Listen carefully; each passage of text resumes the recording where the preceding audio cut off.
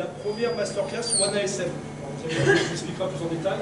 Et en fait, le One ASM, c'est un rassemblement d'équipes professionnelles, la section féminine et la section amateur du sport. Donc c'est la première fois qu'on arrive à réunir toutes les parties pour parler du même jeu, de la pratique du rugby en général. Donc déjà, c'est super. Merci d'être présent. C'est un peu les génies de ce soir. Il faut qu'ils soient bons aussi pour faire vivre cette animation. Donc merci en tout cas d'être présent et je laisse la parole à Benoît et puis après on lance le sujet. Voilà, simplement un petit mot d'abord pour vous souhaiter la bienvenue au stade Marcel Michelin. Comme l'a dit Johan, le One ASM, pour ceux qui ne connaissent pas le concept, c'était l'idée de réunir toutes les équipes jeunes et bleues du territoire sous une même bannière, donc les équipes féminines, les équipes jeunes et l'équipe professionnelle, et de pousser le concept jusqu'à nous réunir dans un même lieu. Donc c'est le principe de la cité du rugby dont les travaux viennent de commencer avec du retard parce qu'on a eu la chance de trouver des poteries gallo-romaines qui nous ont fait prendre 6 mois de retard. Mais malgré ce petit aléa, voilà, la cité du rugby qui va accueillir donc toutes les équipes jeunes et bleues, des moins de 6 jusqu'aux espoirs pour la section rugby de l'Omnisport, des équipes pro pour ce qui est d'ASMCA et des équipes féminines pour ce qui était l'ASM Romagna et qui est devenu cette année l'ASM rugby féminin. Voilà, donc le One ASM, c'est un concept qui va nous aider à grandir tous ensemble, à profiter les uns des autres des expériences, des compétences et d'avoir un alignement entre toutes les équipes. Et c'est vrai, comme l'a dit Johan, c'est top de voir que ce soir, cette masterclass, d'abord elle se passe au stade Marcel Michelin, on est ravis encore une fois de vous accueillir, et elle se passe aussi au niveau des 3 entités du One ASM, donc on est ravis. Donc je vous souhaite une excellente soirée. Merci. Merci. Du coup, à la fin de la table, ça va être un format table ronde. C'est pas descendant, c'est des questions et l'idée c'est qu'ils exposent, que vous posez des questions, que tout le monde sorte voilà, grandi, qu'on se dise bon, j'ai appris quelque chose ce soir, ça c'est important. À la fin de cette table ronde, il y a un petit moment convivial, c'est toujours important de passer un moment ensemble. Donc, voilà, il y a galette, il y a cacahuètes et il y a une fois se restaurer, de boire tranquille. Du coup, avant de laisser la présentation à ces messieurs, l'idée c'est de mettre un cadre de la table ronde parce que ça peut partir un peu n'importe comment. Le premier temps, c'est on va respecter le temps imparti aux personnes. Donc je vais être l'animateur, je poserai des questions à Fred, à Steph, surtout à Steph, je vais essayer de maîtriser un peu, à Anthony ou à Fabrice, et après à vous aussi, c'est que tout le monde puisse avoir le temps de parole à peu près équivalent. Le deuxième temps, c'est de s'écouter sans s'interrompre, ça veut dire qu'il va y avoir des débats, c'est ça qui va être intéressant, mais on n'interrompt pas, on écoute la personne, on justifie, etc. Il n'y a pas de coupure. Le troisième temps, c'est qu'il n'y a pas de jugement. Il y a des idées qui vont être exposées, des idées que vous êtes exposées, on n'a pas le contexte, votre contexte de club, on a notre contexte de club, le but c'est qu'il y a un moment d'échange, on ne juge jamais la personne, on n'a pas d'avis sur la personne, c'est plus sur les idées qu'il faut qu'on échange, ça c'est important. C'est que toute personne peut intervenir, même les plus timides, il ne faut pas hésiter à lever la main, j'ai une petite question, il n'y a pas de questions inutiles, il n'y a que des choses intéressantes à évoquer. On lève les mains, ça évite de couper les machins, on se dit bon, est-ce que j'ai une question, etc. Moi je fais le tour et je donnerai les personnes qui peuvent parler, enfin en tout cas qui peuvent parler. Et on a la Rodolphe qui est par là, qui au fond qui va faire une synthèse de tout ce des questions, des réponses et tout ça. On ne pourra pas exposer ce soir, mais que je vous enverrai d'ici fin de semaine, début de semaine prochaine à l'ensemble des clubs pour avoir voilà, tout ce qui a été évoqué et quelles sont les informations qui nous paraissent les plus pertinentes pour qu'il y ait quand même une traçabilité de ce qui a été évoqué cette année. Ça me va là-dessus? Très bien. Est-ce que là, qu'on a des questions déjà là-dessus? Non? Je vous laisse vous présenter. On commence par l'homme fort de la mêlée. Donc, je me présente, Anthony Maury, manager de l'école de rugby, j'ai moins de 15 ans, et de la section sportive Franc-Rosier. J'en représentais tout à l'heure, je viens de revenir au club, j'en parle avec Thierry. Je viens d'arriver au mois de juillet, et j'étais là, j'ai fait toute l'école de rugby de l'ASM jusqu'aux espoirs. Stéphane Aymar, je suis manager de l'académie pour l'espoir à Clermont, ça c'est pour le côté Fédération Française de Rugby, et je suis manager du pôle jeune à l'ASM et manager de l'équipe donc 16 et 18 en compétition, les ALAM et les Crabos. Fabrice Ribeyrol, moi j'entraîne et je manage les filles de l'ASM Rugby féminin depuis maintenant ma 11e saison. Donc, voilà. Et à côté je travaille au ministère des Sports. Est-ce que vous voulez qu'on mette le micro ou est-ce qu'il va vous monter le son? On vous entend. On entend pas bien, Fabrice. Faut qu'il parle un peu plus fort, sinon il faut utiliser le micro. C'est bon, je commence pas. Donc Frédéric Charrier, ça fait 3 ans que je suis arrivé à l'ASM, c'est la 3e année. Donc je suis entraîneur chez les pros à l'ASM. Merci beaucoup. Johan Gendrésiac, je suis directeur du centre de formation et je serai l'animateur de la soirée. Donc merci. Oui, il y a une petite fusée à chaque fois qui part toutes les 20 secondes. Là. C'est la bière? D'accord. Du coup, pour l'ouverture de la table ronde, il y a 4 questions qui vont poser le cadre. Et l'idée, c'est de... Moi, c'est 4 questions que je me suis posées sur comment mener cette soirée. Première question, c'est quelle est la finalité de l'animation offensive dans un club formateur?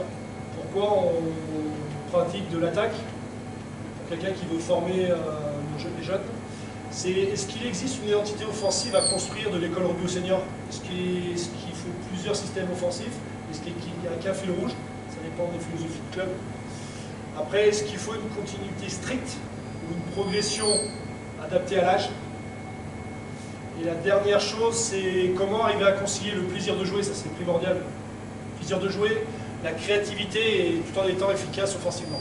Donc c'est les 4 questions qui, voilà, vous pouvez poser ce cadre-là à partir de... Je pense que c'est ce qui nous rassemble, chacun a son identité de club, les valeurs de club. Mais par contre, ces 4 questions peuvent se poser à l'ensemble des structures d'être représentées ici. C'est bon pour vous? Est-ce qu'il y en a qui ont d'autres questions, qui se posent d'autres questions là-dessus? Ah. Allez-y, il y en a qui arrivent. C'est la palisse. Bonsoir. Javier, t'es près d'ici, t'es en retard. Il arrive de loin. Vous avez l'espagnol, c'est pour ça. Je les guidais, elles étaient perdues. Le monteur, c'est nous qui les avons guidés. Bon voilà, donc c'est les 4 questions qui posent le cadre commun. Est-ce que du coup il y en a qui ont des questions qui se posaient avant de venir ici ou qui n'osent pas encore? Voilà. Donc on va lancer la première question à Anthony. Un peu sous pression Anthony, hein, c'est important. Et toi Anto par exemple, c'est quoi les priorités les priorités offensives que tu inculques des moins de 6 ans, moins de 12 ans au sein de l'école rugby? Alors, la première priorité, c'est celle qui fait partie de la règle fondamentale du rugby, en fait, c'est tout simplement d'avancer avec le ballon sur les tout petits. Garder la balle et avancer. Après, sur les moins de 6, moins de 8, on est plus sur avancer et essayer de trouver un espace avant. Et moins de 8, moins de 10, plus sur essayer d'amener le ballon dans l'espace, de déplacer la balle, donc de faire avancer un partenaire. Et à la 3e partie, plus sur les moins de 12, et ben, essayer de faire avancer le ballon, mais également d'utiliser plusieurs formes de jeu. Et on commence à avoir des prémices de, on va dire de système et de principe, plus de principes offensifs sur tout simplement le joueur en retard qui va te faire la passe, le joueur en présent, celui qui a la balle, et les joueurs en avance. Donc, ce qu'on demande au joueur qui est en retard, c'est souvent d'aller au soutien, très souvent d'aller au soutien, c'est la priorité. Celui qui est porteur de balle, d'avancer ou de déplacer la balle dans un espace pour faire avancer.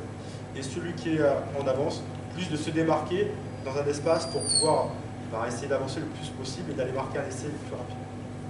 Voilà. Merci. Et comment tu arrives un peu à faire comprendre aux joueurs qu'il faut jouer dans les espaces? Quels sont les principes que tu peux leur donner là-dessus? Chez les tout petits, la base, c'est vraiment déjà d'amener ça par du jeu. Et faire des situations vraiment ludiques où on est un peu dans l'imaginaire, on essaie d'amener le ballon dans cet espace, vraiment des choses très simples où ils jouent, où on réduit des situations, où on se retrouve à que ce soit très facile pour qu'ils enchaînent un maximum de situations où ils avancent et ils amènent cette balle dans l'espace. Plus on grandit, plus on rajoute de défenseurs, plus on rajoute d'attaquants, plus on essaie de trouver de l'espace. Et après, on arrive à la problématique un peu technique, et c'est là où on profite de faire des ateliers, également plus vraiment techniques de manipulation, et de manipulation de balle, de catch, tout ce que vous connaissez je pense déjà. Et voilà, donc sur chaque trame à l'école de rugby aujourd'hui, en tout cas sur chaque catégorie, on a un temps où on travaille la passe sur chaque entraînement, minimum entre 10 et 15 minutes, sur chaque entraînement où on a un temps dédié sur cet aspect technique. Dans les clubs, là, est-ce que tout le monde travaille la passe tous les entraînements? Vous, Christophe, Arion et Spontal, là, comment vous... Pour moi, c'est très important pour être déplacé d'abord. Après, Après, pour des 6-8 qui sont très concentrés sur le ballon, donc eux, ils veulent avancer tout seul, donc là, c'est compliqué. Déjà de les faire avancer, mais après, oui, on passe là. Donc toi, vous entraînez combien de fois par semaine, Christophe? Sur les petits, une fois, sur les grands, après. 2 fois, ok. Et à chaque entraînement, il y a un skills de passe, un atelier de passe pour... Des barrières, pour la passe. Ok, il y en a d'autres aussi qui fonctionnent comme ça, ou qui pour eux, la passe, c'est après. Alors, Rayon, toi qui as dit, là, comment vous fonctionnez là? Ça varie en fonction des cycles, de l'application. On a 2 entraînements pour les 8 au moins 12, un entraînement pour les 6. Ça va varier, soit on va faire plus de passes, après le vendredi, pas de la passe pure et dure, mais plus des ateliers plus ludiques avec du mouvement à l'intérieur, des attaquants, des défenseurs. Tu arrives à incorporer des situations Alors, avec plus de choix. On peut faire des passes à 5 par exemple avec les moins de 12, des choses comme ça. Essayer de barrer un peu les choses et mettre un peu de ludique. Parce que je trouve ça assez important. Ok. Steph, Moi, c'est tu as un signe peut-être. moi, je ne peux pas parler des moins de 6 et des moins de 12. Hein. Donc, je ne peux pas répondre à cette question-là. Moi, quand je parle d'orga offensif, j'aimerais qu'on soit peut-être tous sur la même longueur d'onde, ou pas d'ailleurs. Qu'est-ce que vous entendez, vous, par orga off? Et s'il y en a qui peuvent répondre à ça. Moi, j'ai ma propre définition. Ça se trouve que tous les quatre, on n'est pas d'accord déjà sur ça. C'est quoi pour vous l'offensif? Alors, l'offensif. Emilien, c'est quoi? Dis-moi. J'ai mes joueurs qui sont là, donc je vais me régaler. C'est quoi l'offensif pour toi? C'est côté utilisateur du ballon. Ouais. Et comment tu travailles ça? Est-ce qu'il n'y a qu'une forme? C'est que quand tu as le ballon? Enfin. Après, il y a plusieurs formes de jeu. Ouais. Qu'est-ce qui pour toi est primordial dans ton collectif? C'est quoi? T'es en train de cadet, toi? C'est ça? Sur l'orga off. Sur l'off. Il y a le duel, déjà. Ouais. Le 1 contre 1. Et après, moi j'ai plus la philosophie de jouer le ballon, d'amener vraiment le ballon dans les espaces. Et donc après, de vraiment essayer que ce soit pénétrant, soit déployé, ou soit par le jeu au pied, d'aller le plus vite possible dans l'espace. Ok, donc là tu parles de forme de jeu. Déployé, pénétrant, jeu au pied. Qu'est-ce qu'il y a comme différentes formes d'offensive dans le rugby? Polo. Qu'est-ce qu'on travaille nous par exemple? On a la mercerie à l'ASM pour être fort sur l'offensif. Je ne sais pas si je devrais poser à Polo, peut-être à Thomas. On va commencer avec Polo quand même. Des structures. Structure, donc ça c'est quoi ça? Quand le jeu il est lent, pour lancer. Ouais. La première forme pour moi d'offensif, c'est l'orga offensif. C'est pour ça que j'en ai parlé beaucoup. L'offensif, c'est l'organisation, c'est le ballon, c'est la possession du ballon qui peut être sous forme de structure, c'est-à-dire après un ruck, exactement. Ça, c'est une forme d'organisation off. Et bon, vous voyez bien ce qui se passe un peu, Fred pour en parler au niveau des pros. Il y a des orgas qui sont différentes selon les pros, les filles, les jeunes, même si les 18, nous, on fait comme les pros. Moi, les 16, on ne fait pas comme les pros. Et le DR. Ok. Thomas, il y a quoi d'autre qu'on travaille nous, pour être fort sur l'offensif? Parle plus fort, s'il te plaît. Savoir jouer les différents types de jeux, déployer, Ah, jeu au pied. Voilà. Ça, pour moi, l'offensif, c'est la capacité aussi à être très fort sur les transitions. Turnover, tu viens de récupérer le ballon, contre-attaque, tu maîtrises tout ce qui s'est passé après un jeu au pied ou quoi que ce soit, une récupération de ballon. Ça, pour moi, c'est fondamental. Parce que quand on parle d'offensif, on dit ouais, tu as le ballon, tu fais quoi, tu fais tout. Non, mais l'offensif, c'est pas ça. C'est ça. C'est ça. C'est surtout aussi comment tu joues les transitions, les jeux au pied. Parle avec Fred de combien il y a de jeux au pied dans un match chez les pros. Je pense que t'en donnes 30, t'en reçois 35. Je rebondis là-dessus. Est-ce qu'à l'école rugby, vous interdisez le jeu au pied ou est-ce que vous valorisez aussi là-dessus? Vous le prenez? Comment? Il faut le freiner, le jeu au pied. Tu le freines? Ouais. Toi, Sylvain, tu le freines? Ouais, sur les petites catégories. Enfin, là, on vient sur les 6-12, donc on va lancer le débat, mais toi, tu le freines, pourquoi? Ben parce que les 8-10, ça devient rapidement une facilité. Si on donne l'autorisation de jouer au pied, boum, ça... Et s'il marque? Là, on parle de la compétition. Bon, après, il n'y a pas de compétition à l'école de rugby. Mais toi, tu le freines, par exemple. Est-ce qu'il y en a d'autres qui le freinent? Oui, pour une limite aussi. Pourquoi? Parce que justement, ça devient après une facilité. Et ils ne font pas l'effort après de chercher. Donc, ça ne veut pas dire qu'on ne travaille pas. Ouais, bien sûr. Vous le travaillez du coup un peu quand même? Vous faites des ateliers? Ouais, on prend. Pas en début de saison. Franchement, en début de saison, on travaille plus ses passes. Et après, au cours de la saison, on fait des ateliers de 15 minutes où ils se mettent en face à face, on dit rasant, on essaye de varier un petit peu le pilier, mais pas au début, justement, pour essayer de favoriser le travail. Qui ne l'oublie pas du tout? Fred, vous ne l'oubliez pas? Non, on ne le bride pas du tout pour deux choses, c'est que si on ne fait pas l'entraînement, je ne vois pas comment on peut le reporter ça en match. Et la deuxième chose, c'est que si tu prends, les joueurs ont l'habitude que ça joue au pied, ils font un premier rideau qui est dense, et du coup, tu n'arrives pas à jouer à la main. Donc pour pouvoir être en capacité de jouer à la main, il faut qu'on arrive à décrocher les joueurs. Et pour les décrocher, il faut qu'on mette de l'incertitude en faisant du pied. Et c'est que Denis, là, tu disais, toi, tu ne brides pas du tout aussi à soir? Avec les filles. Ah, avec les filles, toi, Denis? Ok.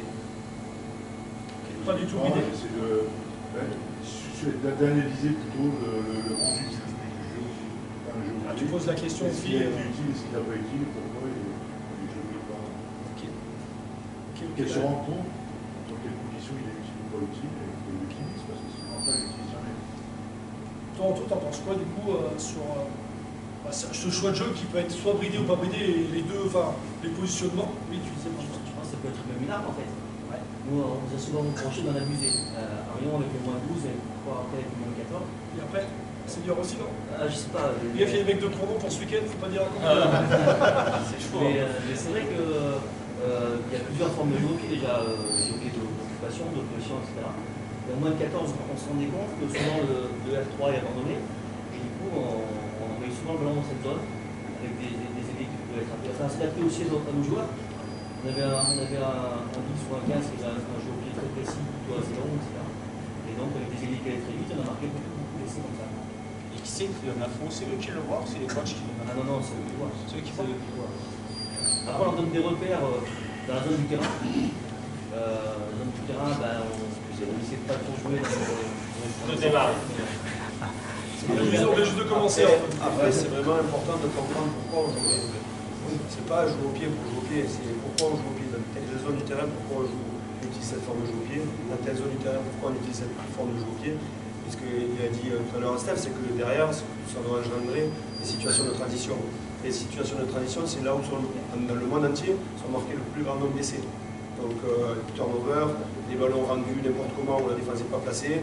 Donc là, on va remonter le ballon. C'est ces situations qu'on recherche. Donc la forme de jeu au pied qu'on va utiliser, c'est pour après récupérer ce deuxième ballon qui va être mieux, qui va être plus intéressant à utiliser. Du coup, ça peut... On a déjà, vous voyez, il y a différentes philosophies qui ne sont pas mauvaises, il n'y a pas de jugement. Par rapport à ça, Anthony, est-ce que tu penses qu'en limitant... Question qui est Pardon.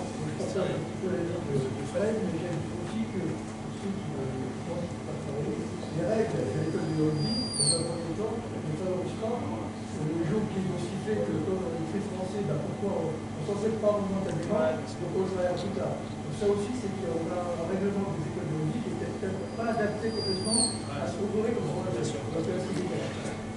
Après, la question que je voulais poser le plus à Anto, mais c'était, ça peut peut-être brider des joueurs de dire fais pas ci, fais pas ça, ou fais ci, fais ça. Puis après, il y a un autre truc, c'est que quand on ne le travaille pas non plus, on a un mauvais jeu au pied. Et quand on a un mauvais jeu au pied, ça se retourne contre nous. Donc qu'est-ce qu'on va dire? On arrête de jouer au pied parce qu'à chaque fois, ça se retourne contre nous. C'est un peu le... C'est ce qui se passe. Les joueurs, jamais joué, ils ne savent pas taper. Exactement. Et les joueurs, quand ils arrivent à 16 ans, ils ne savent pas taper dans un ballon. On va être plus fort. On va être plus fort, Alex. Ouais, il faut que je fasse passer le micro, sinon, comme t'es animateur. Très bien. Bon voilà, après vous avez vu que déjà dans notre territoire, on a quand même déjà différentes philosophies qui correspondent aussi au public que vous avez. Donc il n'y a pas, que ce soit Sylvain ou du côté de moi, il n'y a pas de... Voilà. C'est juste que ça peut créer peut-être des joueurs bridés, enfin des joueurs en tout cas qui se posent des limites. Bien, t'en penses quoi? Nous, à l'école de rugby, on n'interdira à personne de jouer au pied, au contraire. S'il y a vraiment un intérêt et que ça va dans le sens du jeu, en fait, le but c'est d'avancer. Si le jeu au pied nous fait avancer, eh ben, on n'empêchera pas un joueur de jouer au pied, au contraire. Très bien.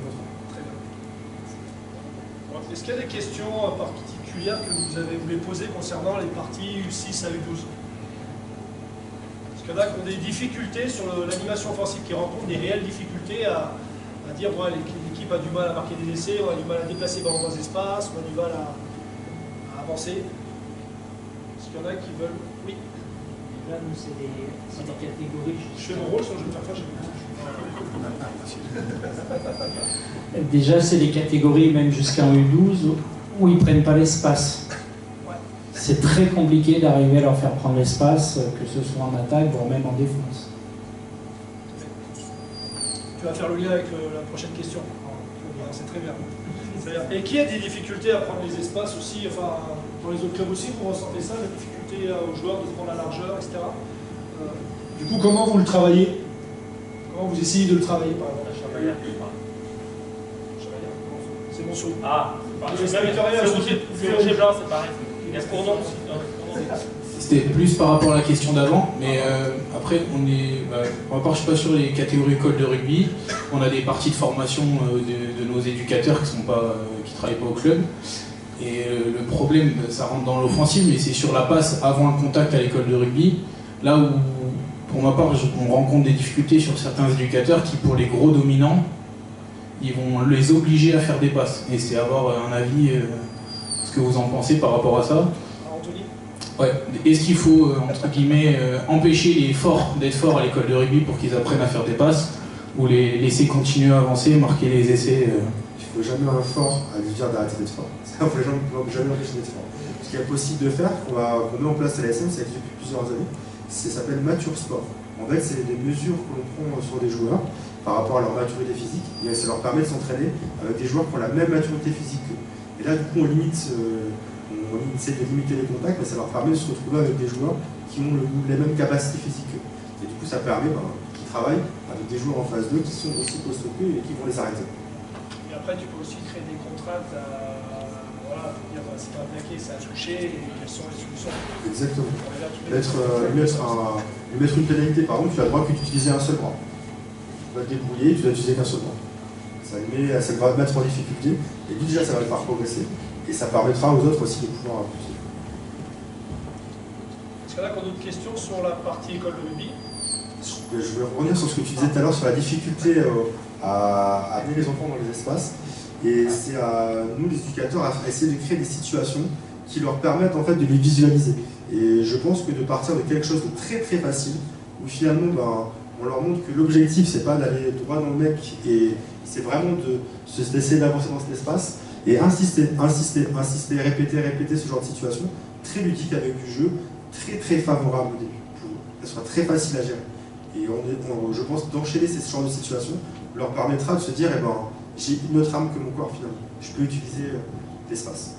Souvent, par rapport à ça, ça me fait penser à, souvent on dit on fait du 5-5 ou du 6-6, il faut créer des surnoms. Commence à 5 contre 1, si tu marques un essai, tu fais un 5 contre 2, puis un 5 contre 3, et après, ça va être obligé de prendre l'espace, de se déplacer, de faire des passes. Et donc, du coup, ça va créer des difficultés sur les attaquants. Tu vas pouvoir corriger sur des skills de passe, par exemple. Bon, après, on faire revenir sur ce jeu-là et faire une progression. Ça, il ne faut pas hésiter à inventer des choses pour créer des situations énormes de surnombre. Bon, déjà, la prise d'espace. Ça peut déjà vous aider. Oui, Sylvain, pardon. Excuse-moi, moi je rebondis sur le Mature Sport. Bon, je sais que c'est quelque chose qui se pratique dans notre pays. Moi, je rebondis sur la maturité intellectuelle et mentale de l'enfant. Tu vas avoir un gamin qui va avoir des capacités physiques assez importantes. Tu le mets dans une catégorie supérieure avec des gamins qui sont plus mûrs que lui. Comment ça s'appréhende et comment ça se gère? Eh bien, il faut y aller progressivement. Tout simplement le mettre dans des situations, le faire aller dans cette catégorie avec sur des situations où il va se retrouver, comme j'ai dit avec les tout petits, sur des situations qui vont être favorables pour lui à jouer, où il va être, pas le mettre en difficulté. Vraiment le mettre dans une situation où on est quasiment sûr à 100% qu'il arrive, et au fur et à mesure, on va le renfermer, on va le mettre en difficulté. Ok. Ça, on prend en compte, c'est quand on fait attention, que les joueurs déjà acceptent et que les familles acceptent. Du coup, je vais reprendre, vous avez fait le lien par rapport à la prise de l'argent, etc. Question posée à Stéphane, un peu plus, on passe au-dessus de l'école rugby, on commence au jeu à 15, moins de 14, comment on arrive à inculquer les principes offensifs, et surtout, Stéphane, pour toi, c'est quoi les incontournables offensifs que tu inculques au plus jeune âge? Donc, vous l'avez compris, pour moi, le jeu de transition, donc tout ce qui est jeu au pied, est fondamental dans l'aspect offensif. Je ne parlais pas trop des moins de 14, c'est encore un petit peu petit pour moi. Mais à partir de Goder, Alam, Krabos, pour moi, les incontournables sont les repères. Voilà. Si tu sais pas où tu vas, tu peux pas le faire vite. Et notre sport, c'est d'aller vite, d'aller plus vite, et en plus, tu es mis sous pression. Avec des défenses de plus en plus organisées, la défense c'est facile. Donc, pour moi, l'incontournable de l'aspect offensif, c'est les repères. Voilà. Des repères de circulation, des repères de répartition pour, par exemple, des avants, des repères sur jeu au pied, qui sont pour moi des signaux d'alarme. Dès qu'il y a un jeu au pied, si moi du 6 au 15 ils ne sprintent pas, ils prennent des tirs. Parce que, qu'est-ce que tu veux faire derrière? Tu veux remettre des surnombres. Et si tes joueurs ne courent pas, tu l'as dans le cul. Hein. Donc, il faut être clair par rapport à ça. On est cul, ça passe, non? C'était pour la synthèse. C'est pour la synthèse. Roro, tu formules autrement, merci. Donc, pour moi, ça, c'est quelque chose de fondamental. Les repères. L'orga, les repères, c'est très personnel. Hein. Attention, c'est très, très personnel. Moi, je suis quelqu'un qui aime l'organisation offensive. J'aime que les joueurs savent où ils vont, sachent où ils vont. Parce que je pense qu'on gagne du temps. C'est un rapport vitesse-pression. Transition. Et je vais donner le micro à mes acolytes. Lancement de jeu. Voilà la triptyque pour moi des incontournables. Pour l'aspect offensif, tout ça te permet de... Voilà. Et après, bien sûr, on est sur la lecture, sur tout ça, sur les principes. Mais voilà, moi, c'est ma triptyque incontournable où je pose les fondations du jeu offensif. Pour éclairer mon avis, moi, c'est quoi les transitions exactement? Que comprenne bien, parce qu'il y a le jeu au pied, mais il y a quoi d'autre? Ouais, les transitions, c'est comme son nom l'indique, des changements de statut, des choses comme ça. C'est-à-dire que tes défenseurs, tu plaques, le ballon roule, tu changes de statut. Donc tu as une transition à effectuer. Comment de défenseur tu te retrouves attaquant? Et donc dans tout ce système-là, tu mets des repères. Je donne un principe très simple que vous allez comprendre parce que je pense que la plupart d'entre vous, vous le faites. Quand tu récupères un ballon sur la ligne de front, sur plaquage, voilà, qu'est-ce que tu dis à ton gamin? Je vous écoute. Dites quoi du coup à vos joueurs? Deux passes. Comment? Voilà.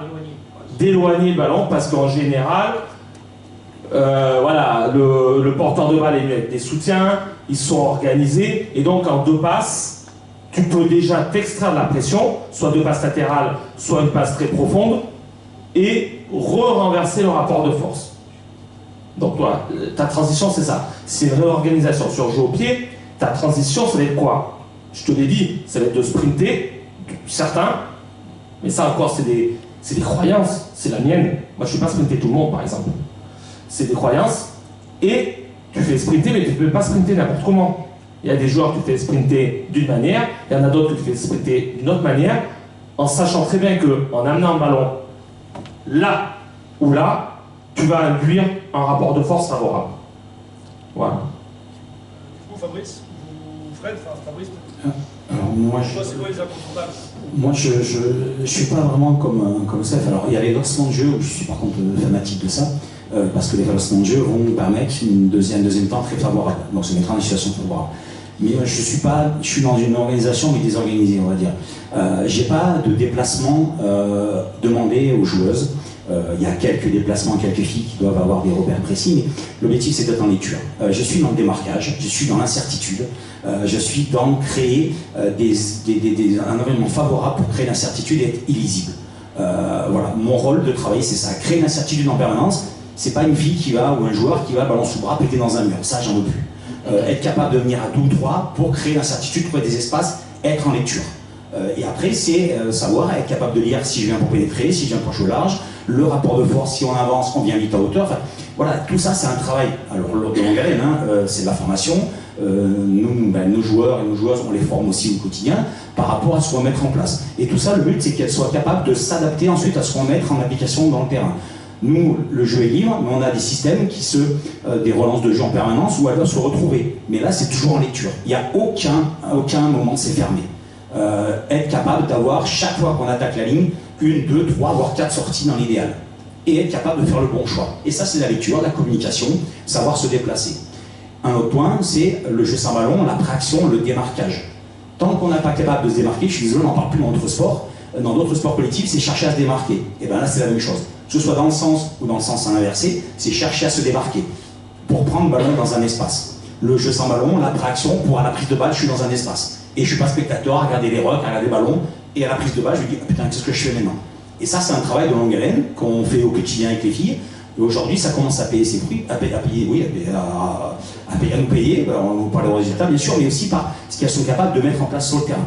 Et être capable de créer cette incertitude, de trouver ces espaces par la lecture, par la qualité technique, et notamment par cette adaptation tactique en permanence. Moi, c'est là-dessus que je travaille vraiment l'aspect offensif, que ce soit dans le collectif, que ce soit avec les 3 quarts, cette envie de se déplacer, de trouver des espaces, d'avoir du travail pour donner des solutions, et pas d'être spectateur à quand le ballon à la prise de balle. Voilà. Vraiment, c'est être imprévisible, être illisible et créer de l'incertitude. Quand tu dis j'en veux plus des filles qui prennent la balle et qui vont péter toutes seules, c'est qu'à un moment c'était ça et t'as changé? Il y a beaucoup de matchs où on voit ça. Je veux absolument que si une fille prend un ballon, il y a au moins 2 ou 3 solutions à côté d'elle.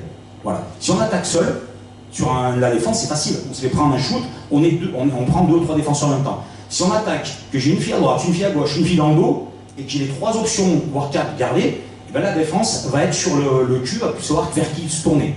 Et à ce moment-là, ça crée des espaces. On arrive à plusieurs sur la ligne, on crée l'incertitude. Et la défense est incapable de dire ce qu'on va faire. Quand j'ai le ballon sous le bras, que j'arrive tout seul, c'est facile à lire. Alors bien sûr, on peut avoir des Panzer qui avancent, j'ai pas dit qu'on n'en faisait pas, mais c'est plus on va venir en nombreux, plus le Panzer aura la possibilité d'avoir plus de facilité pour avancer, éviter de se prendre un mur. À l'école de rugby, on parle de porte et de mur. Moi j'en suis arrivé, on va parler de porte et de mur. Voilà. Si je vais droit, il y a 2 filles qui viennent sur moi, et j'ai un mur, donc ça crée des portes à côté. Être capable déjà de venir, pour que les autres viennent, être lisible, être capable de faire jouer pour créer ces espaces, être dans l'avancée dans les espaces. Et puis les taper contre des filles, parce que j'en veux plus de voir le rugby aujourd'hui, c'est de la destruction, et alors que, à mon avis, dès qu'on met un peu, après, dès qu'on met une ou 2 passes de plus, qu'on crée une incertitude, on peut trouver des solutions. Mais bon, c'est un travail à faire qui, de longue haleine, et là, c'est un investissement sur le long terme aussi. Fred, est-ce que pour toi qui est incontournable?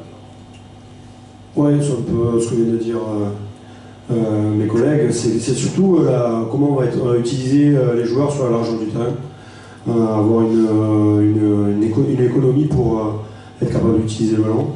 On voit beaucoup maintenant de défenses qui sont très compactes, très nombreuses sur le premier rideau. Donc comment on va arriver à manipuler ces défenses, comment on va arriver à bien utiliser les espaces, comment on va arriver à bien répartir nos avances sur le terrain, comment on va bien utiliser nos 3 quarts, bien utiliser l'espace, arriver à bouger ensemble. Le rugby évolue beaucoup, on voit maintenant beaucoup les avants se faire beaucoup de passes dans les différentes structures. Donc on vient de le dire, c'est important d'avoir des joueurs qui vont porter les ballons, des joueurs qui sont capables d'être utilisés proches d'eux. on peut avoir une deuxième ligne d'attaque, on peut avoir une troisième ligne d'attaque. C'est toute cette organisation-là qui va faire qu'on va être le plus dangereux et utiliser le mieux possible les espaces. Donc on voit des équipes maintenant où, en top 14 où l'équipe offensivement elle est désorganisée dans le sens où tous ils sont à un endroit, mais c'est pour amener l'équipe à un endroit, utiliser beaucoup de joueurs dans ces espaces-là et avoir cette capacité à bouger ensemble vers d'autres espaces. Donc les meilleures équipes sont à ce niveau-là. Donc voilà, utiliser bien les avants sur la première ligne d'attaque, les trois quarts arriver à bouger, arriver à sentir les espaces sur le premier rideau, dans l'inversé, voire dans les espaces plus profonds. C'est ce qu'il faut arriver à faire sur le offensif. Il y a un point aussi important dans notre façon de jouer, de s'entraîner, c'est que les joueurs, les joueuses comprennent ce qu'on leur demande, ils comprennent ce qu'elles font. On voit beaucoup de structures à 3, où on prend un ballon de milieu, on jette dans le dos et tout, mais pourquoi faire? Concrètement, c'est pourquoi faire. Pour faire une passe dans le dos, on s'en fout. Mais l'objectif, c'est qu'on attaque, on crée l'incertitude en resserrant la défense. Si elle se resserre, on joue dans le dos, mais il faut que les joueurs, les joueuses comprennent à quoi ça sert.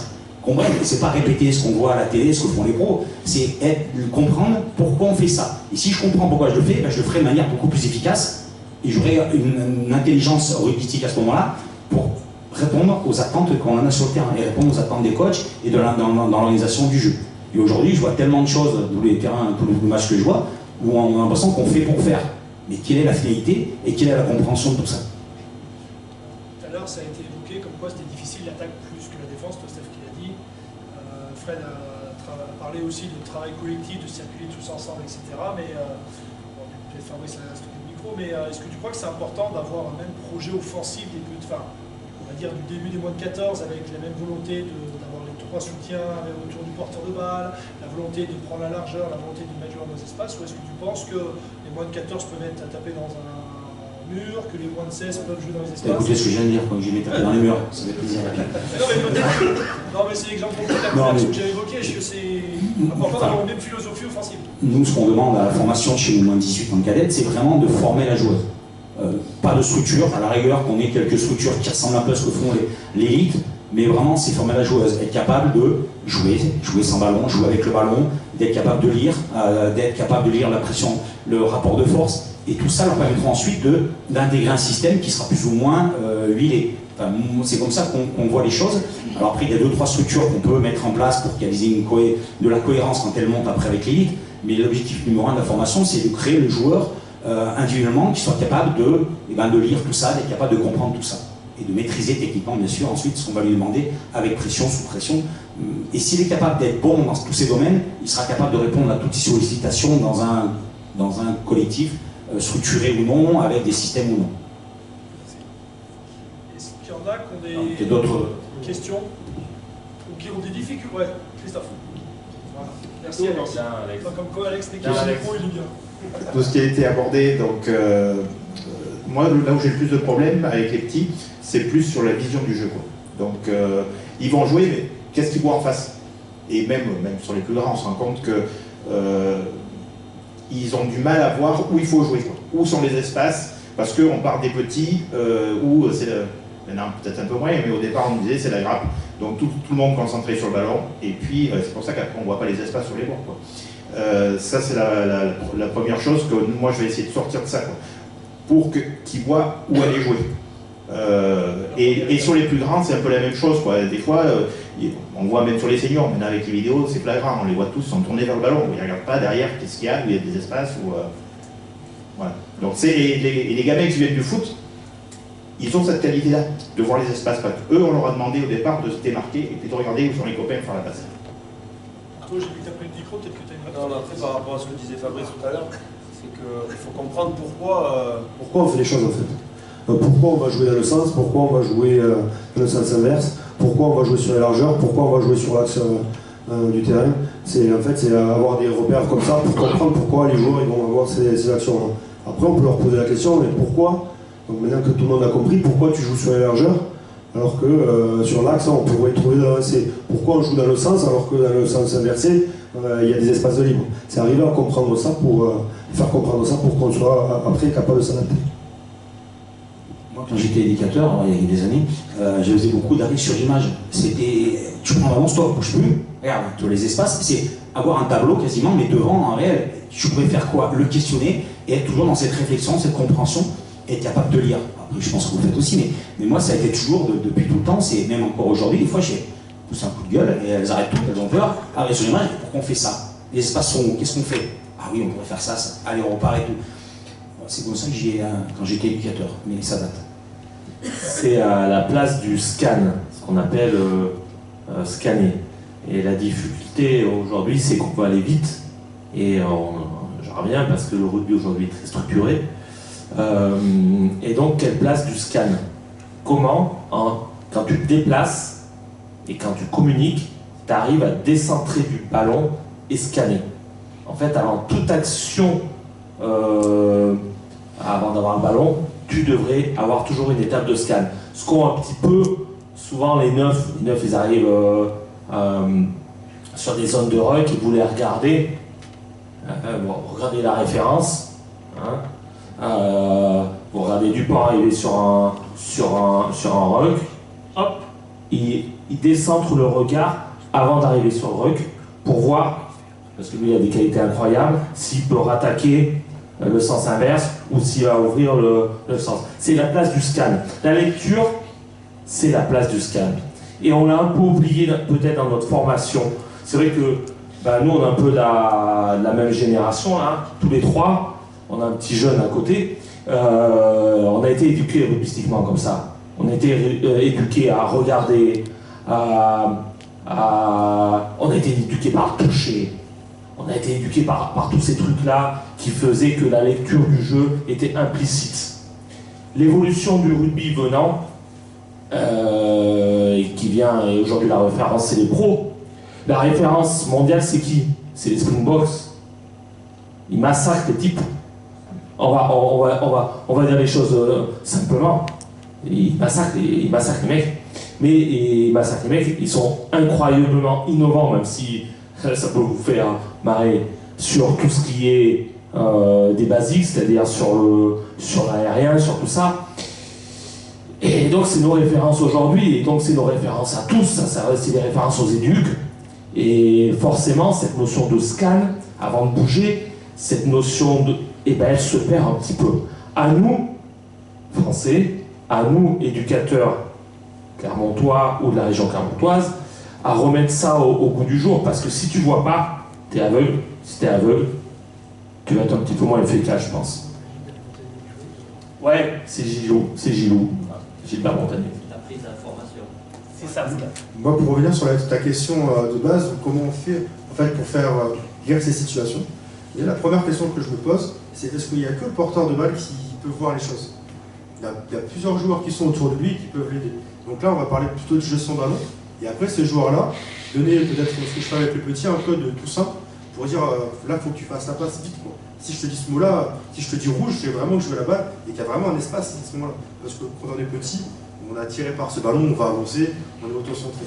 Et c'est de ce repère qu'on peut se donner par exemple, moi je dis aujourd'hui, je leur demande soit rouge, soit chaud selon la catégorie. Quand j'entends ce mot-là, là, si je garde la balle, c'est que j'oublie les copains, quoi, clairement. Du coup, pour synthétiser, il y a la prise d'espace, la difficulté, c'est l'attitude du porteur et la communication des soutiens. Le porteur doit scanner, le soutien doit scanner. Après, est-ce qu'il y en a qui ont d'autres principes, qui évoquent en club? Toi, par exemple, Thierry, au CUC, sur l'attaque? On va dire qu'on se ressent beaucoup sur ce qu'a dit Fabrice, sur les lancements, sur les déplacements, sur beaucoup de lectures des joueurs. Tout ce qui est prise d'information, tout ça, vous venez de parler. Alors, je suis d'un secteur d'activité où la prise d'information, elle est aussi... elle est tu énorme. cherches à faire de la pub, là? Non, pas du si tout. Votre enfant J'ai dit secteur d'activité, c'est tout, j'ai dit secteur d'activité. Et j'ai des jeunes de la SL, des espoirs, etc., peu importe, et qui, avec la vitesse, se retrouvent dans les mêmes difficultés que sur un terrain, à être capable de prendre en charge 6-7 informations des fois à la fois. Et il faut qu'ils soient capables malgré tout de gérer ces situations-là. Donc l'appréhension de tout ça, effectivement, c'est dès le début, Ça passe effectivement par l'école de rugby, par les plus jeunes, de réussir à les former après jusqu'au bout. Après, sur la dernière question que tu as posée, est-ce qu'il y a une identité d'un club? Oui, un club doit avoir une identité, je pense, du début à la fin. Malgré ça, je pense qu'il faut donner le plus d'armes possible aux joueurs. Parce que malgré tout, dans le club, on va avoir des entraîneurs différents qui vont avoir des choses différentes aussi sur lesquelles ils vont vouloir être plus ciblés. Et puis surtout, les joueurs vont peut-être changer de club, etc. Donc il faut essayer de leur donner le plus de choses possible pour qu'ils puissent s'adapter le plus facilement possible aux différents endroits et entraîneurs qu'ils vont avoir aussi. Et niveau, bien sûr. Du coup, merci Thierry. La question en tout cas que je pose, c'est par rapport à ce que tu viens de dire, Thierry, l'animation offensive. Regarde le micro, mais Thierry, tu peux peut-être répondre à ça. Tu n'es pas animateur, mais bon, c'est pas grave. Pour toi, est-ce qu'il doit s'adapter aux joueurs? Est-ce que ton animation offensive, tu l'adaptes en fonction des joueurs ou c'est tes joueurs qui doivent s'adapter à ce que tu proposes? T'en penses quoi, toi? Toi, t'es bon. Moi, qu'est-ce que tu veux que je te dise? Non, mais t'en penses quoi? Après, ou peut-être qu'il y en a d'autres dans l'Assemblée qui ont un avis là-dessus. Est-ce que c'est le joueur qui s'adapte au jeu qu'on veut proposer ou est-ce que nous, on doit s'adapter aux joueurs qu'on a pour proposer une animation différente? T'en penses quoi, toi, Thierry? Une réponse de Normand ou pas? Comment? Non, tu t'engages. Hein. Faut s'engager, allez. Comme dans ton travail, tu t'engages.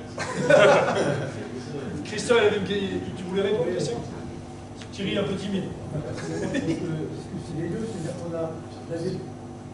Nous avons des principes d'entraînement qui ont été soulignés et que je partage, sur les menaces, sur les certitudes, etc., sur les intervalles, donc ça, on le maîtrise un petit peu tous. Et puis après, donc, le jeu qu'on a, il va être aussi en fonction des qualités, pas forcément physiques, mais des qualités tactiques, les filous, les plus physiques, etc., ceux qui sont pédés.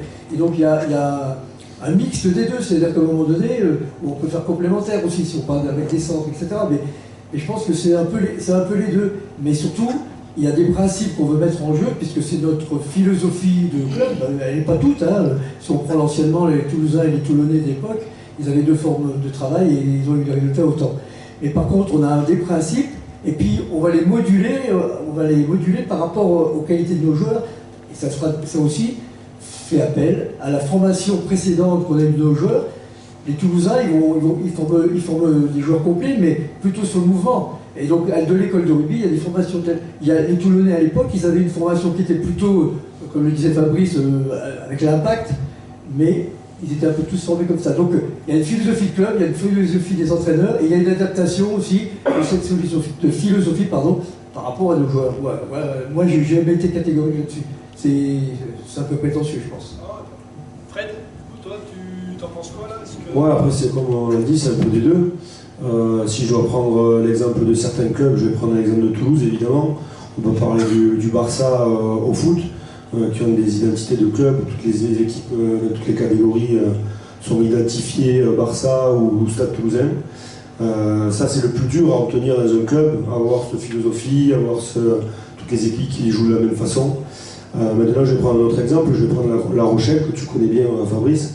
Ils ont été 2 fois champions d'Europe, avec une équipe et des joueurs hors normes, avec un jeu particulier. Voilà, est-ce qu'ils ont tout le temps joué comme ça à La Rochelle? Je ne crois pas. Mais dans cette période-là, avec ces joueurs-là, ils ont été très efficaces dans une forme de jeu. Voilà, ils ne jouaient pas beaucoup, ils étaient très forts en défense, ils étaient très difficiles à manœuvrer par rapport au jeu au sol. Ils avaient des joueurs très forts au sol, des avants très conquérants. Ils sont appuyés là-dessus, sur leur défense et leur jeu d'avant, et ils ont été 2 fois champions d'Europe. Malgré tout, La Rochelle, depuis 50 ans, ils n'ont pas tout le temps joué comme ça. Donc voilà, c'est cette alternance entre s'adapter aux joueurs que l'on a, mais aussi avoir une philosophie de club. Parce que les joueurs, il faut quand même qu'ils aient des bases. Oui, bien sûr. Si les joueurs, ils n'ont pas les bases, ils vont être... Je pense qu'il y a quand même des bases que tu dois t'adapter, que les joueurs doivent avoir tous, parce que sinon ton joueur, tu vas le coincer dans un club, parce qu'il va être adapté uniquement à la forme du club, il ne va pas pouvoir aller jouer dans nos clubs. Il faut que le joueur ait les bases et soit capable de s'adapter après à la forme de jeu des clubs. Parce que si tu te formes uniquement sur la forme de jeu de club que tu as dans ton club, ton joueur il ne pourra jamais sortir dans un autre club. Il y a des joueurs, ils sont très bons dans un collectif, ils vont ailleurs, oui, c'est ça, c'est sûr. Je pense qu'il faut aussi mettre la notion de plaisir à tout ça. C'est-à-dire qu'il y a un cadre de club avec des repères, une ligne conductrice, c'est super, mais si c'est des joueurs qui jouent et qui s'emmerdent, ça ne marche pas. Par contre, s'ils s'éclatent, s'ils prennent du plaisir à adapter les systèmes un peu avec leurs idées, l'instant, etc., ça peut, non seulement c'est sympa, et en plus ils s'éclatent, ils prennent du plaisir et tout le monde est content. Après, il y a différents niveaux. Hein. Il y a l'équipe 1 qui doit avoir des résultats et la formation qui est totalement différente. Quand on est en formation, j'espère que les gamins ils touchent tous du ballon, ils prennent du plaisir. S'il y a une équipe de moins de 16 qui fait que des ballons portés et qui ils ne touchent pas un ballon de la partie, oui, d'accord, ça fait partie du jeu, mais il n'y a pas que ça sur un terrain mobile. Ne me cassez pas les pieds avec ces trucs. Mais voilà, quand on est dans la formation, il faut que tout le monde prenne du plaisir, je suis entièrement d'accord. Par contre, quand on arrive à un autre niveau, on a l'exigence de résultat, il faut avoir cette exigence de résultat et garder le plaisir aussi. Sinon, même nous, si on ne prend pas plaisir à entraîner, à mettre en place des systèmes de jeu, ou adapter en fonction de nos publics, parce que pour moi, on s'adapte avec le public qu'on a, on adapte le système de jeu et après on peut le faire évoluer un peu plus loin quand on a une base solide, une maîtrise, et qu'on peut faire grandir après les joueurs ou les joueuses. Mais oui, le plaisir avant tout, voilà. Que ce soit les pros ou les amateurs, c'est pareil. Si on prend pas plaisir à venir s'entraîner, hier soir, je peux vous dire qu'on était content que les filles avaient le sourire, parce qu'il faisait moins 10 et sous la neige. Heureusement qu'elles prenaient du plaisir, mais sinon, même nous, je ne vais plus entraîner non plus. Fred ? Moi, je pense qu'il y a une philosophie générale sur le jeu qu'on doit mettre en place, et notamment sur la formation avec les jeunes. Et après, pas confondre avec les systèmes, qui pour moi, c'est quelque chose qu'on ne peut pas adapter, je pense, des jeunes jusqu'aux plus grands, pour plusieurs raisons. Dans le monde pro et même chez les autres, c'est qu'à un moment donné, tu as un système de jeu chez les adultes, si tu le répartis sur tous les jeunes, dans 2 ou 3 ans, ça se trouve, tu n'es plus là, ou tu as un autre système de jeu, et ces gamins-là, ils sont verrouillés sur quelque chose. Et je pense qu'il faut qu'on soit beaucoup plus sur l'ouverture sur la philosophie de jeu. Et pour moi, dans l'animation offensive, surtout pour moi, ce qui est important, c'est de jouer déjà derrière la défense. Tu as tes joueurs qui sont, tes partenaires qui sont derrière toi, et puis si tu as un rideau, et je pense que la meilleure façon d'animer offensivement, que ce soit par le pied ou par la main, c'est d'aller jouer déjà derrière la défense, et après c'est beaucoup plus simple. Par rapport à ce que tu dis, Fred, moi les systèmes, ça me meurt de moi en ce moment. Quand je vois que ça, chez les jeunes notamment, déjà les entraîneurs, ils ne comprennent pas ce qu'ils font. Ils répètent ce que font les pros, ce que font les grands, et si on ne comprend pas déjà à quoi ça sert, et comment vous dites que les gamins, ils comprennent à quoi ça sert aussi. Si c'est pour répéter, faire du mimétisme avec les pros, c'est pas de la formation. Voilà, et si on veut répéter quelque chose que nous on ne maîtrise pas, je suis désolé, on ne formera jamais personne. Donc vraiment, déjà, il faut être à la base de ça, comprendre à quoi ça sert, pourquoi on le fait, et que tout le monde soit entraîneur, éducateur et joueur, ils aient ensuite cette compréhension du système et de pourquoi on le fait. Alors, un système chez les jeunes, pour moi, c'est aberrant, mais c'est un point de vue. Hein. Je suis de l'ancienne école, à jette le ballon et joue au rugby. Et pas toi. T'es old school, Fabrice. Bien sûr, je suis structuration. On n'est pas complètement opposé avec Fabrice. Hein. On met juste pas les choses dans le même sens. La quête de l'espace, elle est commanditée par tout le monde. Je pense que, j'en suis même sûr, parce que Fred est venu travailler avec nous, quand il parle à ses joueurs pros, il leur parle de trouver des espaces. Quand le Galtier parle en équipe de France, il parle de quête d'espace. Il parle de ça. Fabrice parle de quête d'espace. Je parle de quête d'espace. Je parle de prise d'initiative. Je parle de sortir du frontal. Je parle de tout ça. Mais à un contexte donné, une réponse différente. Tout simplement, aujourd'hui, défense hyper structurée au niveau professionnel demande adaptation du jeu. Chez les jeunes, là c'est ma partie, tu ne peux pas avoir, tu dois avoir une démarche club. Nous, la philosophie du club, elle est simple. L'ADN du club chez les jeunes, elle est simple. Tu cours vite, tu te relèves vite, tu sais où tu vas, tu joues les espaces. Et de ça, de moins de 6, quasi au pro, les réponses sont complètement différentes. En à la mercerie, en U15, beaucoup de jeux déstructurés, beaucoup de duels, c'est jouer à la défense, c'est quelle structure. Désolé mon poulet, mais il faut aussi leur apprendre ça parce que c'est leur avenir. Parce que moi, dès le mois de 16, j'identifie des joueurs qui vont être pros. Voilà. Mais bien sûr, toutes les bases du jeu off, sortir du duel, sortir du frontal, accélérer la prise de balle, avoir scanné avant, passer passe court, passer par-dessus, passer avec du pied à pleine vitesse, etc. etc.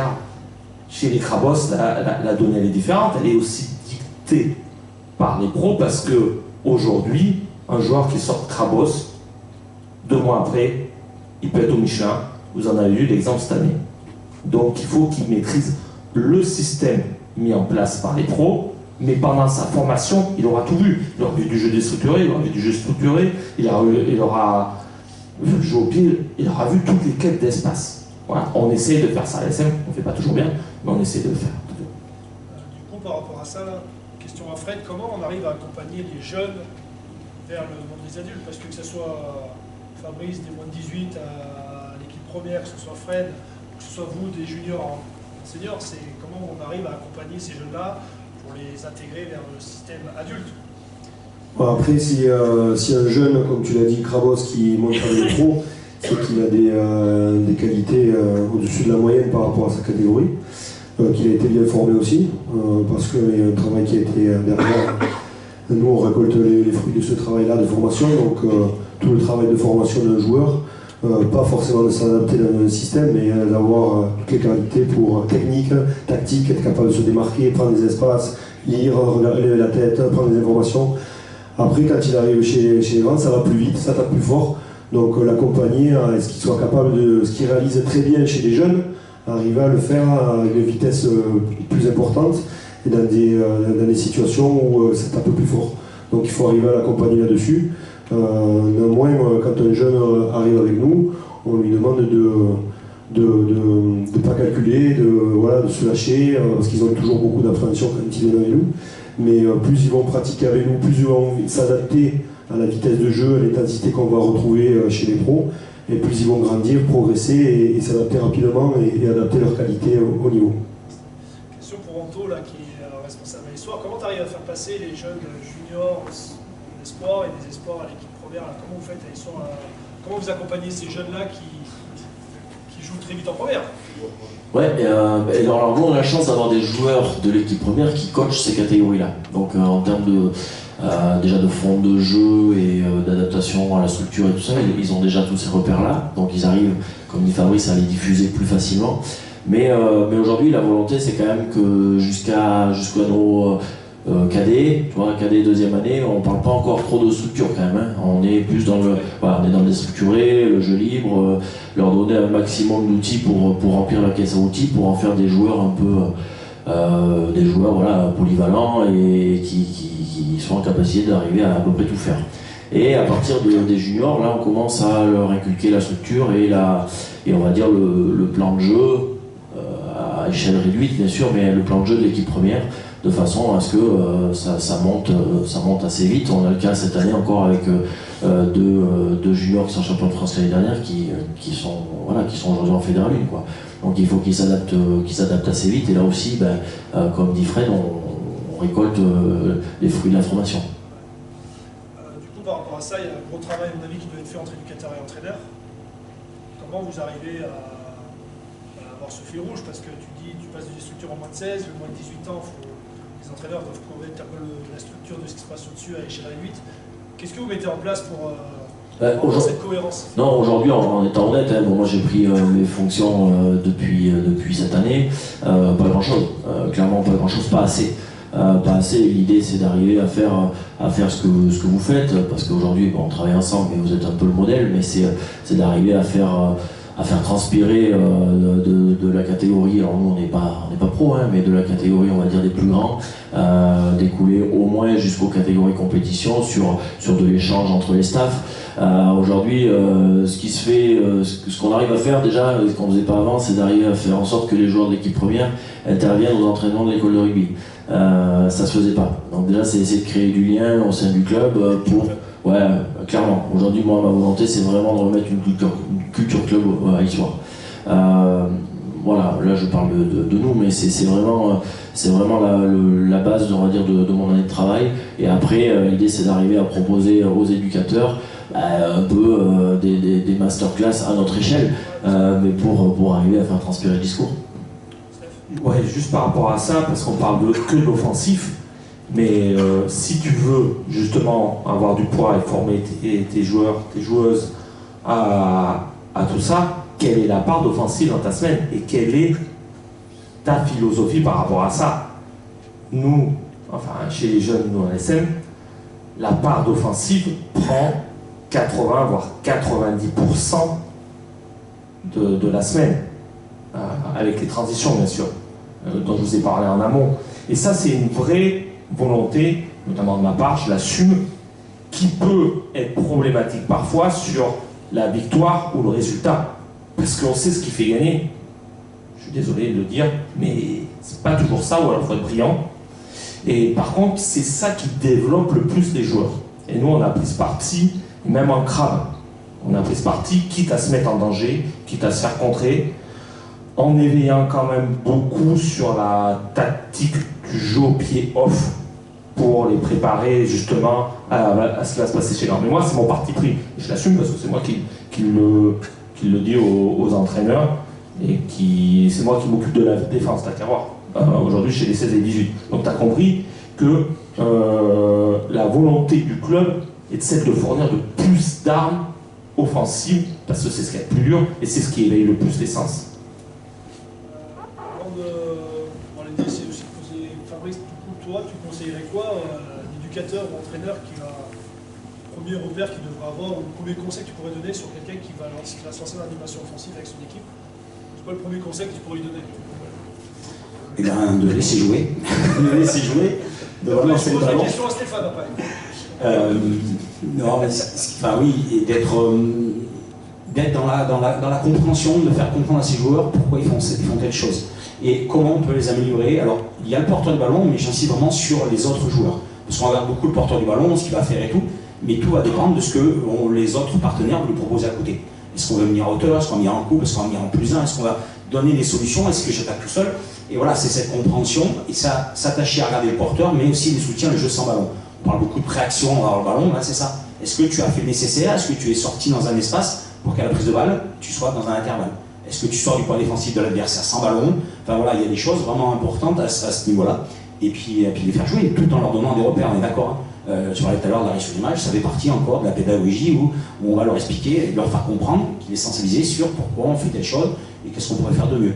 Mais le jeu pour moi est déterminant. Alors après, nous on est des structures, on est d'accord, hein, mais dans la formation, j'insiste vraiment sur le fait que ces structures doivent être comprises par les joueurs, et qu'on soit capable de ressortir tout ce qu'on a travaillé, tous les outils dont on a parlé avant.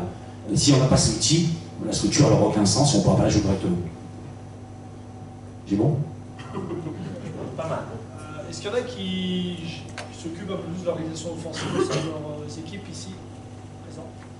Anto? Quoi la difficulté que tu rencontres un peu? Alors, l'histoire, ça joue qu'avec les avant.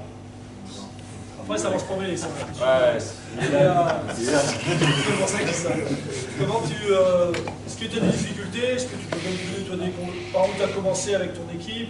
Non, mais l'idée c'est d'arriver justement à faire à Alex des pas de loi, mettre un peu de cap dev et tout. Il s'entraîne dans son bureau. Hein. Ouais, mais je sais qu'il travaille. Non, mais moi en plus, oui, mais je suis porté sur l'attaque parce que j'aimais pas plaquer, donc, mais j'aimais défendre, mais j'aimais pas plaquer. Donc non, je suis plus tourné sur l'attaque et Alex peut en témoigner, on travaille beaucoup l'attaque. Mais malgré tout, comme l'a dit Steph, c'est aussi la défense qui fait gagner, la conquête, le jeu au pied. Voilà, si tu fais qu'attaquer n'importe comment, je pense qu'on n'y arrivera pas. Donc, et pour attaquer, il faut avoir ces ballons. Et ça passe par une bonne conquête. Donc aujourd'hui, nous honnêtement, on fait 40 minutes par entraînement total maintenant. Hein. Alex, je dis pas de conneries, à peu près.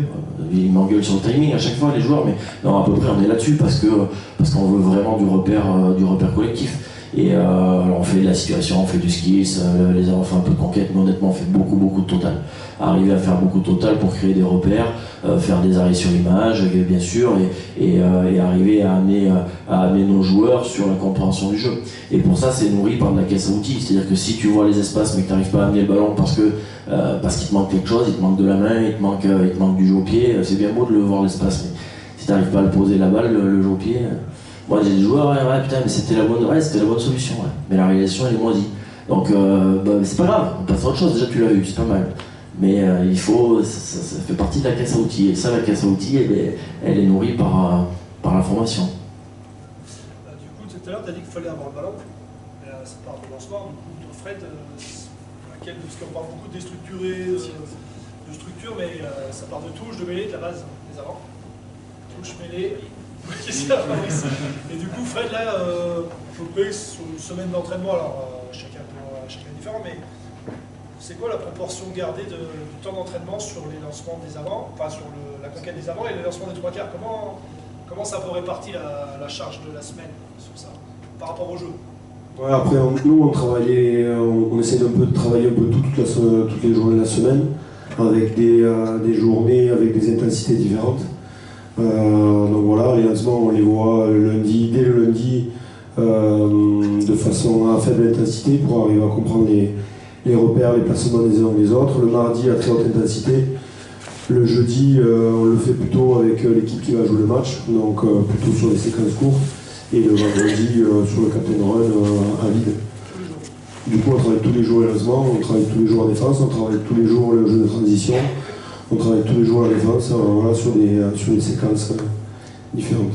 Et toi, Fabrice, du coup, parce que tu as quand même beaucoup moins d'entraînement que Fred, mais quelle est la proportion des lancements ou de la conquête que tu mets en place avec les filles? Nous, on a 3 entraînements collectifs, tout le reste, c'est des entraînements individuels et des skills. Donc, on a un entraînement vraiment séparé. On est en train de réduire un peu pour faire plus de collectif, c'est vraiment notre axe prioritaire. Mais en début d'année, c'est quand même assez séparé, parce que je suis assez maniaque sur les structurations sur les lancements de jeu, parce que je sais qu'on peut faire énormément de mal, et on le fait régulièrement, avec un premier temps bien travaillé. Et j'essaie ensuite de mettre des situations de lecture pour les trois quarts qui correspondent un peu au lancement. C'est-à-dire, c'est essayer de mêler l'animation offensive sur un lancement de jeu et sortir une petite cellule de ce lancement de jeu pour le faire en situation de lecture et travailler cette animation offensive un peu différemment. Mais là, en ce moment, on est quand même beaucoup plus sur le collectif parce qu'on a une structure solide en conquête, une structure solide sur le lancement de jeu, même si c'est jamais parfait, mon grand regret, et on essaie d'innover un peu, mais on est quand même beaucoup plus sur l'animation offensive. Aujourd'hui, la défense je dirais un peu comme ça, à 10%, parce qu'on a une conquête solide. Ça fait qu'on a beaucoup de ballons, les autres en ont moins, donc on a moins à défendre. Aujourd'hui, c'est ce qui explique pourquoi on n'a que 54 points en 7 matchs. On a pris 54 points, parce qu'en conquête, on fracasse tout le monde. Donc c'est plus facile de jouer comme ça. Ouais. Oui, c'est les avants quand ils gagnent le ballon. Quand elles le perdent, on dit aussi. Là, vous avez deux groupes quand même de filles ou de garçons expérimentés. Toi, Anto, qui est manager des 14 et des 15. Donc les 14, c'est la première fois où il la touche et de la mêlée. Les 15 et premiers lancements de jeu. C'est quoi la proportion entre la conquête, la structure, le déstructuré? Comment tu arrives à répartir sur 3 entraînements dans la semaine? 80% de temps, on fait du collectif. 80% de temps, on fait du collectif sur les entraînements équipes. Après, on a des joueurs qui sont en section sportive. Et là, on fait que de la technique individuelle. Sur la pure conquête, les lancements de jeu, les 3 quarts, la mêlée, la touche pour les avants? Je pense que c'est 10% même pas. 10% sur les lancements et je pense une dizaine de pourcentage de temps sur tout ce qui est relance de jeu. Comment on remet de la vitesse, mais sans structurer. C'est comment le ballon qui s'est arrêté, comment je remets de la vitesse à ce ballon. Si par exemple tu devais nous faire un mardi ou un jeudi, un entraînement, un mercredi pour vous, c'est l'entraînement où ça envoie un peu, on va dire comment toi, si tu as 1h30 d'entraînement, comment tu organises tes entraînements dans la... Mais par exemple, mercredi, ça a neigé, on n'avait que 1 heure d'entraînement. On a fait 40 minutes de collectif, 10 minutes de séparé et 10 minutes sur les relances de jeu qu'on met en lecture. Tu as commencé par quoi? Tu as commencé par le collectif? J'ai commencé par séparé, relance de jeu, collectif. Pourquoi? Parce que le séparé, en fait, il peut refroidir surtout les avants. Quand on fait un peu de touche sur les moins de 14, par exemple, on n'est pas en train de courir. Et du coup, ça peut blesser les joueurs de mettre ça au milieu d'entraînement. C'est plutôt des questions pratiques qu'autre chose. Et les relances de jeu avant, parce que du coup, la relance de jeu, au moins de 14, le ballon il peut être souvent rapide, il y a toujours des équilibres, mais c'est ce qu'on va leur demander en suivant dans le collectif. Est-ce qu'il y en a qui ont des questions sur un peu l'organisation des entraînements, sur tout ce qui a été abordé? Sur un concept. Franck, monsieur? Moi, il y a un truc au niveau école de rugby que je vois surtout sur des moins de 14. C'est les fameux entraînements de circulation où ils jouent un soi-disant duel, on leur gueule le sol, systématique. Les gamins ne jouent jamais un duel et en fait tu fais des trucs à blanc. Et, tu parles du 15-15 ou du 15-15? Du 15, ouais, enfin, des fois ça peut être en déséquilibre. Ouais. Mais quoi qu'il arrive, des fois, moi j'ai vu des entraînements de moins de 14, des vendredis en particulier, comme si tu répétais. Comme une mise en place. Comme une mise en place. Et ça paraît pas, mais en fait on leur met dans la tête des faux repères. On leur gueule sol tout le temps. Ils tombent. Tout le temps. Ils jouent pas un duel. Je parle avec des jeunes, là, on est bien d'accord. En plus, on ne corrige jamais la posture au sol, c'est-à-dire ils tombent comme des merdes, mais comme il n'y a pas de ballon gratté, puisque c'est souvent ça, et en fait, indirectement à des gamins comme ça, on leur met des modèles, voilà, et qui seront exactement ce que tu ne voudrais pas, pratiquement, en match. Et moi, là, je ne plaisante pas, il y a des trucs que je peux comprendre, mais quand tu passes une demi-heure là-dessus, à faire des lancements à vide, je trouve que c'est un temps perdu avec des petits. Hein. Parce que là, il n'y a plus d'initiative, il n'y a plus de prise. Toi, tu conseillerais qu'on s'entraîne, enfin que le vendredi, ça soit avant un tournoi, c'est un entraînement normal. C'est un entraînement et... Mais c'est surtout, ce qu'il faut voir avec des gamins, c'est qu'ils ont une empreinte de visuel. Si tu leur dis, tu passes au sol, dès que tu vas au contact, ils refusent de jouer le duel. Enfin, quand je dis jouer le duel, ça ne veut pas dire forcément les bêtes, on est d'accord. Mais quand il arrive... Et ça, pour moi, c'est contre-productif, en particulier dans les catégories moins de 14. Et pourtant, je peux te dire que tu peux passer à peu près partout, c'est ce que tu vois, cette soi-disant mise en place, entre guillemets. Est-ce qu'il y en a qui ont des questions à poser sur le jeu offensif? Quelle est la... Moi j'en ai une parce que du coup on parle de jeu mouvement, mais il y a quand même beaucoup de passages de contact. Contre un, passage au sol, etc. Et comment tu travailles, toi, Steph, tout cet aspect offensif, mais purement un porteur soutien? Avant de répondre à ta question, je vais quand même dire deux trois petites choses. Que je suis en accord avec Fabrice, et oui, sur les lancements de jeu, et à tout niveau. Voilà, moi je suis comme lui, j'y crois à mort. Voilà. La deuxième des choses, c'est que si tu veux travailler l'attaque, un porteur de balle, 29 joueurs autour. C'est pas le porteur de balle qui est important. Bien sûr qu'il va être important, et je vais donc répondre à ta question après, mais c'est ceux qui sont autour. Cours vite, quel repère, en fonction de ce que fait le porteur de balle, quels axes de course tu mets, etc., etc. Le jeu sans ballon, le scan, le jeu sans ballon, la course, le scan, le jeu sans ballon, la course, le scan. C'est ça le rugby. C'est simple le rugby. Il faut courir plus vite, il faut se relever plus vite. Il faut avoir des bons repères. Voilà. Le duel, c'est le porteur de balle. Il y a deux choses par rapport à ça. Je vais reprendre encore une fois ce qui a été dit par tout le monde, y compris vous. Si tu restes dans le frontal, tu perds. Même quand tu gagnes, tu perds. C'est-à-dire que, bon, à part cet appel-moi là, mais quand tu rentres frontalement dans quelqu'un, même si tu bascules, tu perds de la vitesse. Et il n'y a pas d'option pour passer les bras ou pour faire jouer debout, mis à part une base de cafetier, là, base de cafetier, c'est ça et ça. Donc voilà. Donc la première des choses, c'est, sur toutes les phases de duel offensives, c'est une hiérarchisation des comportements. Mettre les mains, prendre le ballon le plus tôt possible. Encore une fois, le rugby, c'est un concept de pression, vitesse. À la prise de balle, mettre de la vitesse. Sur ton duel, mettre en pied d'appui. Sortant, ou double appui. Voilà. Tout, c'est ça. La basique, je pense, et que tu sois en moins de 6, je ne maîtrise pas, mais que tu sois en moins de 6, ou chez les pros. C'est ça. Voilà. Et après, autour de ces comportements-là, il y a des adaptations. Sors du frontal. Et sors pas du frontal à 2 à l'heure. Voilà. Sors du frontal en mettant de la vitesse, en mettant un appui. Et après, quand même, la notion de duel, et là j'ai les 2 copains qui sont dans la salle, c'est toi et toi-même. Hein. Si t'es une chips, c'est une chips. Et ça, je l'ai appris 150 fois. Il faut tracter, baisser le centre de gravité. À un moment, c'est toi et toi-même. Alors, tu peux être très bien plaqué, hein, tu peux avoir un tueur en face, mais il y a ça alors, un tout clé aussi offensivement. De décider de gagner. On a un sport d'avancée, on a un sport de conquête de territoire, de décider d'avancer. Je rajouterais aussi quelle est ton action avant la prise de balle pour être en situation favorable pour le duel. Et pas pour gagner le duel et pas le subir.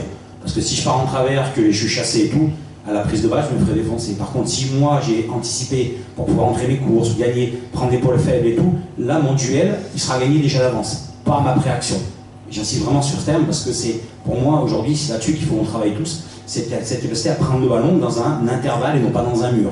De le prendre sur l'épaule faible de l'adversaire, de le prendre sur l'extérieur s'il le faut, mais de se sortir déjà de ce couloir défensif pour être déjà dans un aspect positif à la prise de balle. Et pas être à la prise de balle, se dire maintenant qu'est-ce que je fais. Là c'est trop tard, là on sera mort. Et par rapport à ce que tu dis aussi, il y a aussi tout un travail de lecture dans le duel, donc le travail de préaction, mais savoir le rapport de force que je vais avoir face à mon vis-à-vis. Est-ce qu'il est plus lent que moi? Est-ce qu'il va être pris sur la vitesse? Est-ce qu'il va anticiper extérieur? Du coup, je vais le reprendre plutôt intérieur. Il y a tout ce rapport de force qu'il faut être capable d'analyser. Et là, encore une fois, on parle de... Les meilleurs joueurs sont ceux qui analysent le plus vite et le plus tôt.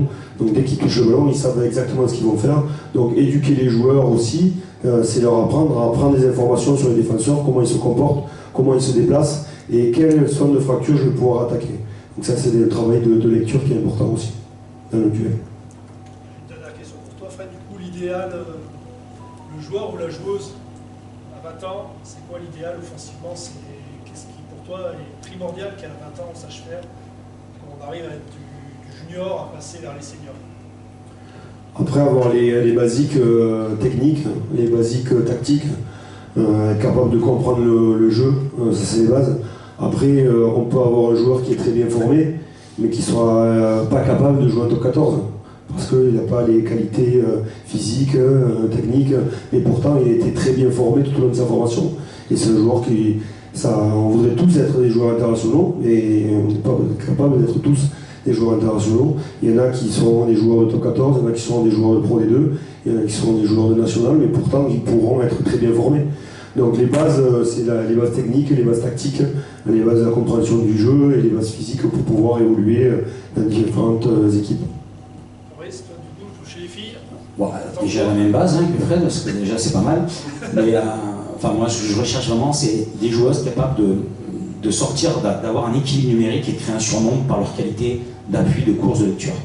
Voilà, si un 2-2, on le transforme en 2-1 par notre anticipation, par nos courses, nos appuis, notre rentrée, et faire tourner les épaules adversaires, voilà, c'est ce qu'on cherche en attaque, c'est modifier le rapport de force et d'un équilibre numérique, voire surnombre peut-être pas trop, mais un équilibre numérique, le transformer en surnombre par tout ce qu'on a évoqué tout à l'heure. Et ça me semble pour moi la clé d'un très bon joueur, notamment d'un avant d'un 3 quarts, être capable vraiment de lire, de faire cette magie de passer de 4-4 à un surnombre pour aller marquer. Et c'est ce que j'attends beaucoup moi de l'aspect offensif. Cette capacité donc du porteur et des soutiens à donner des solutions. Je rajouterais par rapport à ça qu'il y a des croyances qui sont, à mon avis, un peu fausses sur le jeu offensif. Si tu veux être menaçant, sois connecté. Si tu veux être connecté, sois compact. Donc, si tu veux être menaçant sur une défense, il faut être assez proche. Il faut être entouré, c'est-à-dire un porteur de balle, il doit avoir à proximité un joueur intérieur, un joueur extérieur, un joueur dans le dos. Mais il faut que ces joueurs-là soient compacts. Souvent on dit on va trouver des espaces. Écartez-vous, on va trouver des espaces. Oui, mais les temps de passe. Les temps de passe, ils font quoi? Ils font monter la défense. Et donc il y a des croyances en France, je pense, qui sont erronées par rapport à l'aspect offensif. Vous voulez être bon offensivement, vous voulez apprendre à vos gamins à être bon offensivement, apprenez à être compact, à être connectés entre eux. Et que les passes aillent vite, qu'ils aillent chercher des espaces facilement et qu'ils puissent communiquer facilement. Ça me paraît très important. un peu ce que le modèle irlandais nous a montré, ceux qui ont dominé tout le rapport offensif ces dernières années, c'est le modèle irlandais. Compact, c'est les meilleurs joueurs du monde offensivement, à part sur transition. Merci. Moi. Merci. Avant de passer au pot de l'amitié, est-ce qu'il y a des questions? J'ai une heure et demie qu'on y est, donc... Ils ont été bons, ils faut y aller, hein. Bon, déjà, en tout cas, chacun a une expérience différente et vous sentez qu'il y a quand même une philosophie ou des principes qui sont... ils ont tous à peu près les principes. Après, c'est la méthode d'entraînement qui peut être différente. Oui, Antoine? Donc, Clermont-Ferrand, moi, je l'ai joué très souvent. À la Fred, ça c'est pour Fred, ça. C'est pour Fred. Jusque-là, c'était bien. Le jeu de Clermont est quand même très axé sur les avant. Et les trois quarts, on les voit un petit peu plus à la traîne, entre les intervalles, on va chercher des espaces. Pas de vitesse, pas de profondeur, pas de vitesse dans le jeu, et juste tir, bien sûr. Et c'est vrai que ça me manque un petit peu à Clermont-Ferrand, c'est plus un jeu axé sur le jeu des 8 de temps plutôt que le jeu des 3 quarts. Et c'est juste une question à Fred. Non, oui, après, moi aussi, ça me manque. Hein. Non, voilà, exactement. Tout à l'heure, on parlait de est-ce qu'on adapte notre jeu par rapport aux joueurs que l'on a.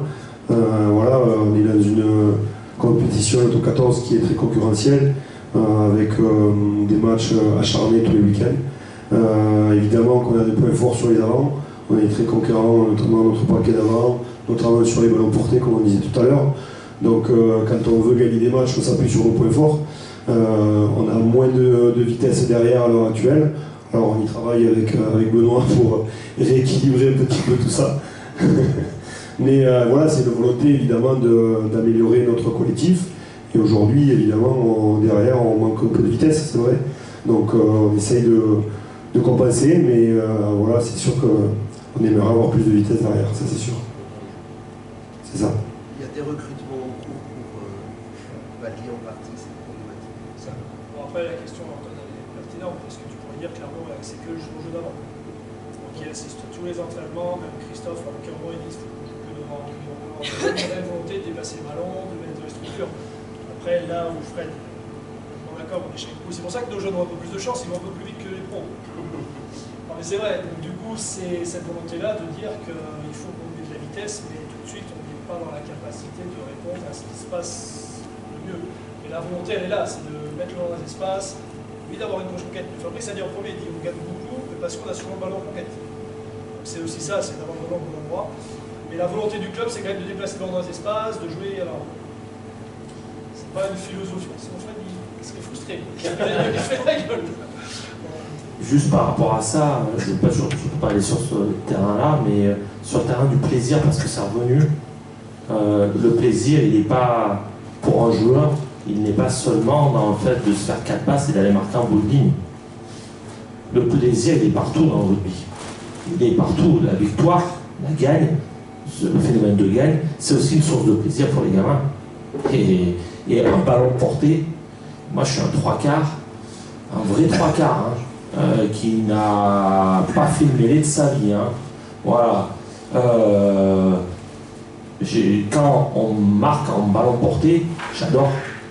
Peut-être parce que je suis frustré de ça, hein, je sais de ma carrière de joueur. Hein.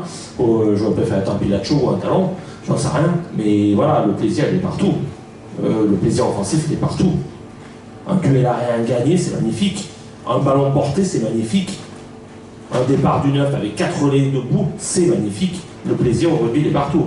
N'enfermez pas, à mon sens, la notion de plaisir que dans la passe. La passe, c'est un outil technique qui te permet de déplacer le ballon, d'aller chercher des espaces. Le plaisir, il est partout. Merci. Est-ce qu'il y a une dernière question? Non? Moi, je vous remercie d'être venu. Vous faites beaucoup de route. Donc, franchement, merci beaucoup. Ce format est nouveau, donc j'apprends. Je leur ai dit, c'est bizarre, c'est la première fois qu'on fait comme ça, questions-réponses et mouvements d'échange. Merci aux intervenants qui ont été pas mal. C'est pas trop les. Pas mal. Non, c'était très bien. Merci beaucoup en tout cas.